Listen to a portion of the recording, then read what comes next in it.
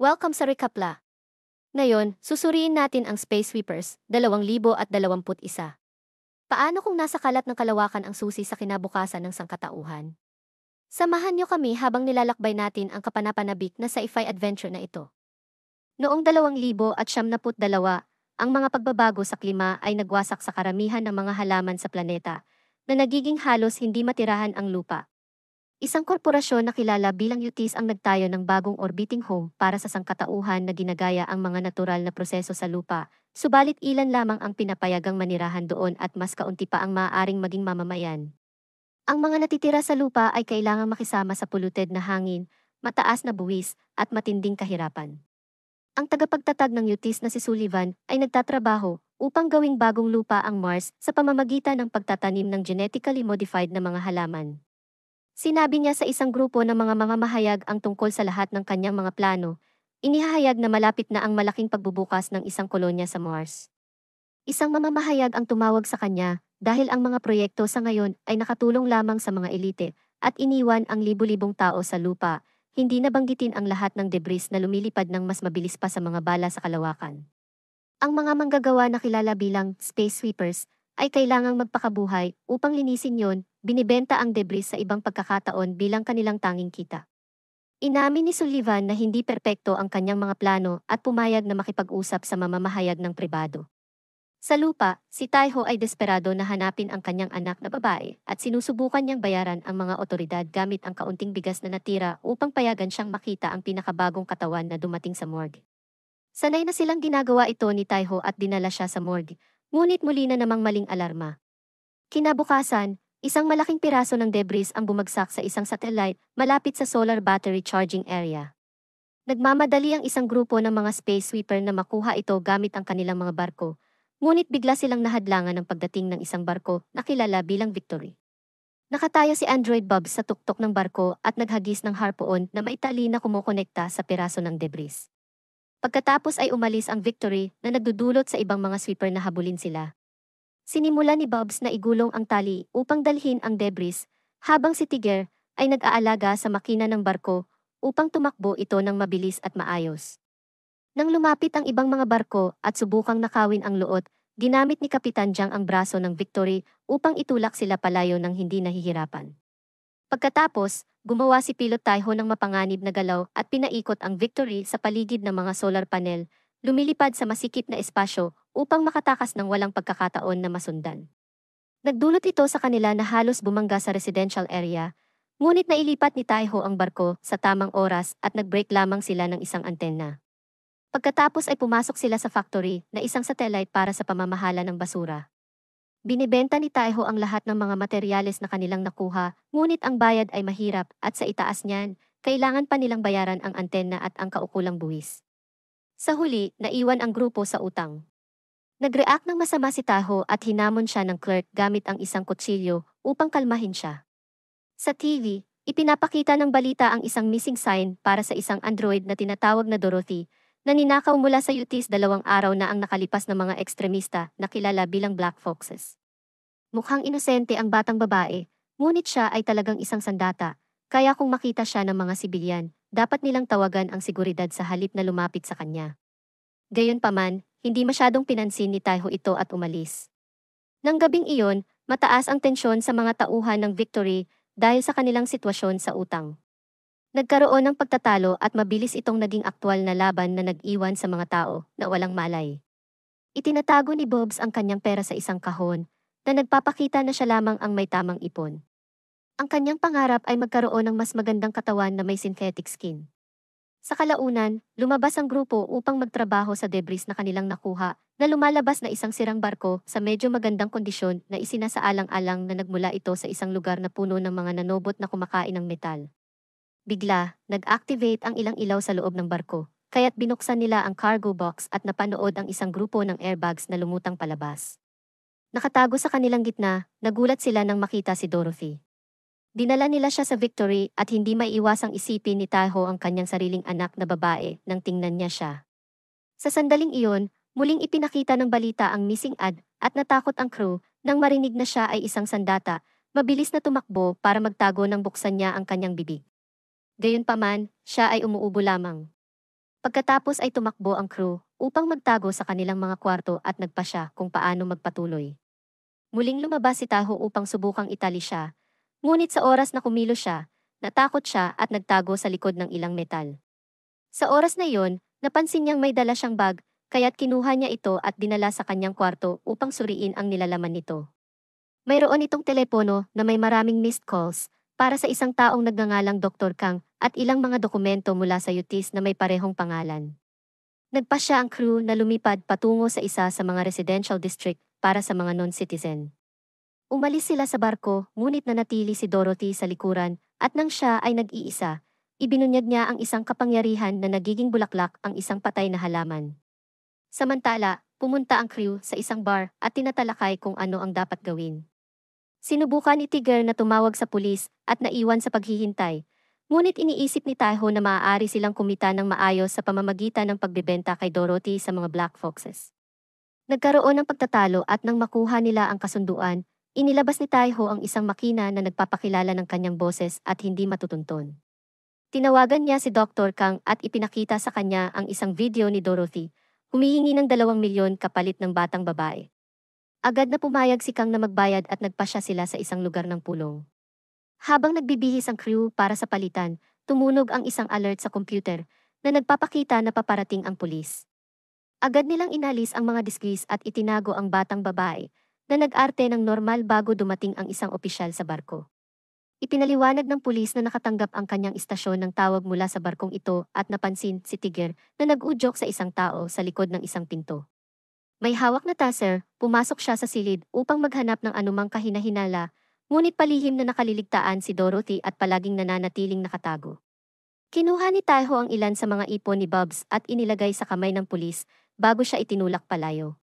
Gayunpaman, ang cash ay nananatiling nasa kanyang mga daliri at naitala ni Bubs ang lahat, kaya't nagbanta si Jiang na i-report siya hanggang umalis siya. Pagkatapos, sinuot na muli ni Taho at Tiger ang mga costume at pumunta sa isang club sa komersyal na distrito para sa palitan.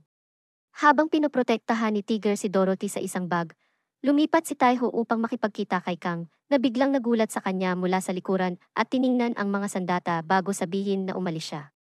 Sa isang balkonahe malapit, naghahanda ang ilang mga gwardiya na mag-shoot.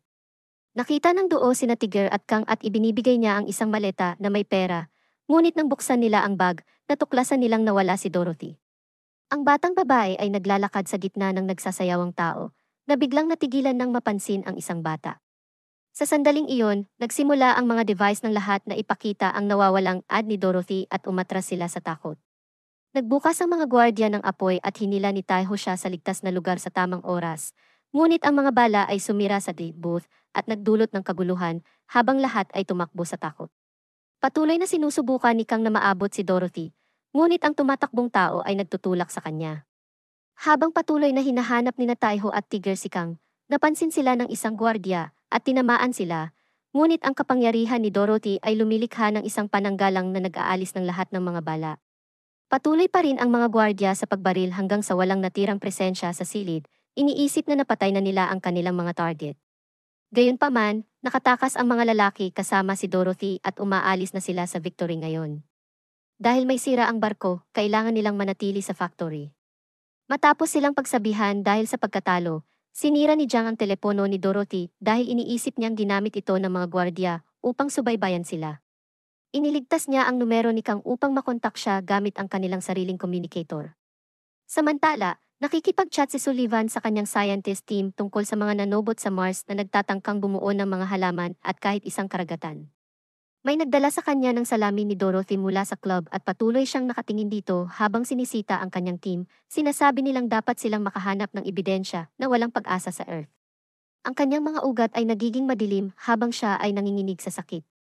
Pagkalipas ng ilang sandali, humingi si Dorothy ng gunting kay Taho at ginamit ito upang putulin ang mga kamatis na tumubo sa halaman. Humanga si Taho at dinala si Dorothy upang ibenta ang mga ito sa iba pang sweepers, kumikita ng kaunting pera, ngunit nagbubonding din sa proseso. Pagkatapos, si Bubs naman ang nagbabantay kay Dorothy at nagbahagi sila ng make-up. Habang nag-uusap sila, natuklasan ng scan ni Bubs ang isang lihim tungkol kay Dorothy, ngunit binago ng batang babae ang paksa upang tanungin si Taho. Ipinaliwanag ni Bubs na si Taho ay isang child soldier At sa halos lahat ng kanyang buhay, wala siyang alam kundi karahasan. Isang araw sa isang misyon, pinatay ng kanyang team ang isang ina at natagpuan niya ang isang sanggol sa mga bisig ng patay na katawan. Sa halip na ipadala siya sa Earth ayon sa mga patakaran, inampun niya siya bilang kanyang anak. Agad niyang natuklasan na ang pagsabog mula sa misyon ay nagdulot sa kanya ng pagkabingi at sinisi niya ang kanyang sarili, kaya mula noon, hindi na siya kayang makapanakit ng tao. Nagdulot ito ng pagka-fire sa kanya sa UTIs at napadpad sila sa isang mahirap na kapitbahayan. Isang gabi habang sinusubukan ni Taiho na kumita, naligaw ang kanyang anak na babae. Bigla, may bumagsak na debris mula sa espasyo sa kapitbahayan na pumatay sa libu-libong tao at pinapabayaan ang iba na tumakbo sa takot. Sa kaguluhan, hindi mahanap ni Taiho ang kanyang anak na babae at tiningnan na may takot kung paano lumipad ang bahagi ng bayan patungo sa espasyo.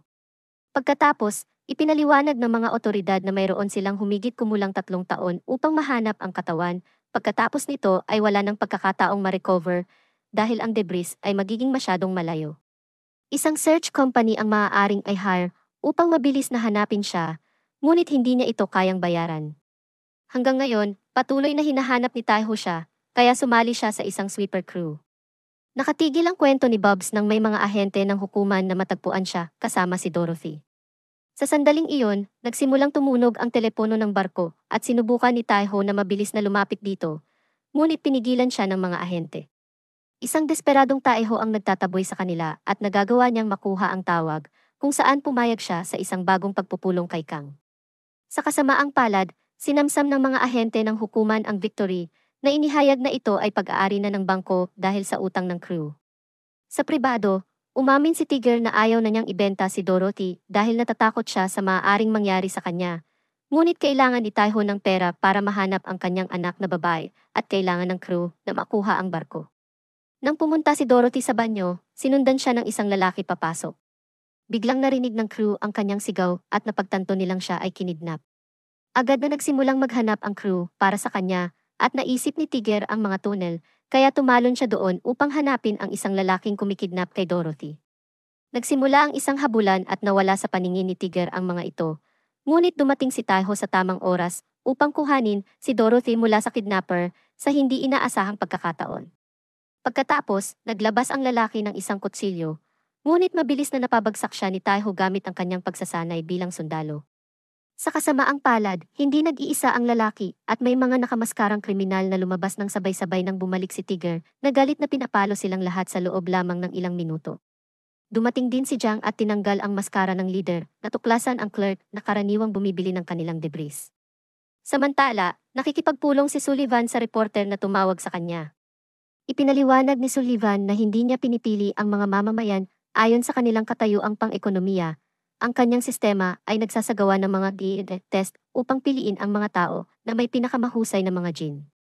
Itinuro ng reporter na ang UTIs ay umaagaw sa ekonomiya ng Earth at lumilikha ng labis na basura sa kalawakan na nagpapabilis sa pagkamatay ng Earth.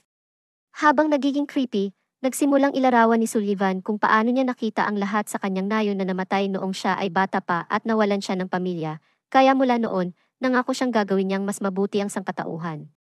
Kasabay nito, dinala ng kanyang mga gwardiya si Black Fox na walang malay at ibinagsak siya sa sahig. Sinabi ni Sullivan sa reporter na gagawin siyang mamamayan kung papatayin niya ang Fox, at ginawa ito ng reporter matapos ang kaunting pag-aalinlangan. Gayunpaman, nakita ni Sullivan ito bilang patunay na basura ang lalaki at pinatay siya habang nagbabago ang kulay ng kanyang balat. Balik sa crew, hinarap nila ang mga kidnapper habang si Dorothy ay nagmamadaling pumunta sa banyo. Itinuro ni Jiang na ang mga robot ay hindi umiihi at nagkonklusyon na si Dorothy ay tao, na kinumpirma ni Bubs. Pagkatapos, gumamit siya ng espesyal na ilaw upang ipakita ang mga tatuo ng mga kidnapper na nagpapatunay na sila ay mga Black Foxes. Ipinaliwanag ng grupo na ang mga Fox ay hindi mga terorista, sila ay isang organisasyon para sa kapaligiran. Si Dorothy ay ipinanganak na may sakit na sumisira sa kanyang mga nerbiyos, kaya ininject ng kanyang ama na si Kang ang mga nanobot sa kanyang katawan. Ito ay nag-ayos ng kanyang mga nerbiyos, ngunit nagbigay din sa kanya ng mga espesyal na kapangyarihan upang magpalaki ng mga halaman. Nangangahulugan ito na kaya niyang pagalingin ang Earth at hindi na kinakailangan ang proyekto ni Sullivan sa Mars. Nang malaman ni Sullivan ang tungkol kay Dorothy, ipinadala niya ang kanyang mga gwardiya upang patayin siya. Ang mga laboratorio at siyentipikong nakipagtulungan sa kanya ay nawasak. Ngunit hindi mapatay si Dorothy dahil ang tanging paraan upang patayin ang isang nanobot ay ang gumamit ng hydrogen bomb. Ang ganitong bomb ay matatagpuan sa anti-gravity system ng factory, kaya nais ng mga sundalo na ilagay siya doon at pasabugin ito. Pagkatapos ay babagsak ang factory sa Earth at magdudulot ng sapat na natural at nuclear disasters upang tuluyan itong matapos. Sa madaling salita, nais ni Sullivan na linisin ang sangkatauhan. Bigla nilang narinig ang mga putok ng baril at natuklasan na dumating na ang mga sundalo sa factory at naghahanap para sa kanila sa pamamagitan ng pagtama sa sinumang tao na kanilang nakikita sa daan. Tumakas ang mga Fox sa likurang pintuan habang si Jiang at Tiger ay naglalakad ng normal sa mga pasilyo, nagpapanggap na sila ay mga karaniwang manggagawa. Kinuha ni Taiho si Dorothy at tumakas sila sa mga vent, ngunit si Dorothy ay bumahin at nakita sila ng isang sundalo. Nagsimula silang gumalaw ng mas mabilis habang binuksan ng sundalo ang apoy at lumikha si Jiang ng distraction sa pamamagitan ng pag-activate ng Victory. Nagtagumpay sina Taeho at Dorothy na makapunta sa isang tulay at tumakbo habang dinododged ang apoy mula sa mga gwardiya, tumalon sa huling sandali upang mahawakan ang barko bago ito umalis. Nang tumalon din ang isang sundalo at lumapag sa ibabaw ni Taeho, hinila ito si Dorothy hanggang sa parehong sila ay nahulog. Gumawa ang sundalo ng perpektong landing at naghahanda na hulihin ang batang babae. Ngunit si Tiger ay biglang lumipad at nahuli siya muna. Sa sandaling lahat ay nasa loob, umalis si Taho ng mabilis hanggat maaari. May mga misil na sumusunod sa kanila at isang sumabog masyadong malapit sa barko na nagpadala dito sa debris field. Sa lalong madaling panahon, nagsimula ang Victory na mabigo at hindi kayang makasabay ng crew sa lahat ng kinakailangang pag-aayos na nagbibigay daan sa isang nanobot infestation na pumasok sa barko. Habang ang mga nanobot ay bumabalot sa buong Victory, inactivate ni Dorothy ang kanyang mga kapangyarihan at pinapadala silang lahat sa loob ng ilang segundo. Pagkatapos, siya ay nawala ng malay at napansin ni Tiger na tumigil ang kanyang puso, kaya agad siyang nagumpisa ng sityo. Sa kanyang gulat, pumutok si Dorothy at nagising na parang walang nangyari. Sa lalong madaling panahon, umalis ang Victory mula sa debris field at nakuha ang balita na nag-anunsyo na ang mga miyembro ng crew ay ngayon mga wanted criminals. Sila ay na-classify bilang mga miyembro ng Black Foxes at kahit na inakusahan sa pag-atake sa club at sa factory. Kasabay nito, si Sullivan ay dumadaan sa isang medikal na paggamot habang tinitingnan ang mga file ng crew. Si Jiang ay dating inhinyero para sa UTS Genius Program at nag-imbento ng ilang mahalagang kagamitan. Gayunpaman siya ay tumakas sa edad na 19 upang bumuo ng isang anti-UTS na organisasyon. Sinubukan niyang patayin si Sullivan, ngunit nabigo at namatay ang kanyang buong grupo sa panahon ng pagsubok. Si Tiger ay dating leader ng kartel sa Earth na tumakas sa planeta upang maiwasan ang pagkakahuli dahil siya ay nahatulan ng kamatayan. Kung siya ay mahuhuli, agad siyang bibitayin. Si Taiho ang naging unang komandante ng Space Guard, ang unang sundalo na dinala ni Sullivan sa kumpanya sa kanyang sariling mga braso. Ilang sandali ang lumipas, nakakuha ang crew ng Victory ng mensahe mula sa mga Foxes at nagkita sila sa loob ng isang lumang kolonya. Sa lalong madaling panahon, sumakay sila at tumakbo si Dorothy upang makipag-ugnayan kay Kang habang napansin ni Jiang ang isang kakaiba.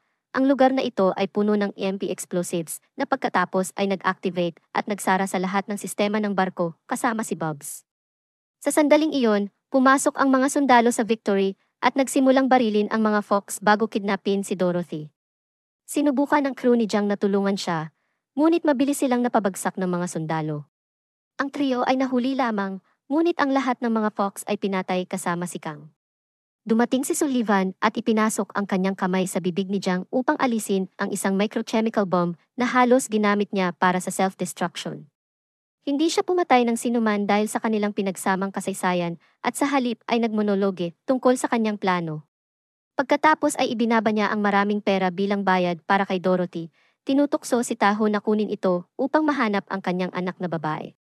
Pagkatapos, sinabi ni Sullivan sa kanyang mga tao na ilagay si Dorothy sa factory at ibagsak ito sa Earth. Pagkatapos, lumitaw si Sullivan bilang hologram para sa lahat ng mamamayan ng Ikit at inihayag na ang Mars ay handa ng terhan. Samantala, sa Victory, kinokolekta ni Taeho ang bahagi niya ng pera, ngunit itinuturing ito ng iba na madumi at ayaw nila nito.